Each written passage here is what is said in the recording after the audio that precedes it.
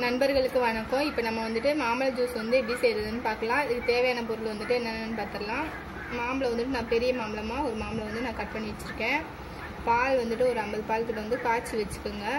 Ice கட்டி வந்துட்டு ஒரு 4 எடுத்துக்கோங்க. இல்லைன்னா நீங்கள் ஐஸ் தண்ணி இருந்தால் கூட ஐஸ் தண்ணி ஊற்றிக்கலாம். சக்கரை வந்துட்டு ஒரு 3 ஸ்பூன் எடுத்து வச்சுருக்கேன். இப்போ வாங்க எப்படி செய்யணும்னு பார்க்கலாம். இப்போ வந்துட்டு மாம்பழத்தை வந்துட்டு மிக்ஸி சாரில் போட்டுக்கலாம். இது கூடயே பால் வந்து ஊற்றிடுங்க. ஐஸ் கட்டி இதிலே போட்டுருங்க. சர்க்கரை இதிலே போட்டுக்கலாம். தேவையான அளவு தண்ணி ஊற்றிக்கோங்க கொஞ்சமாக. வாங்க அரைச்சி எடுத்துட்டு வந்துடலாம். பாருங்கள் ஃப்ரெண்ட்ஸ், மாம்பழ ஜூஸ் வந்து ரெடி ஆயிடுச்சு. இது வந்து இந்த ஜூஸ் வந்துட்டு வடிகட்டக்கூடாது, வந்து அப்படியே சாப்பிட்லாம், ரொம்பவே நல்லது.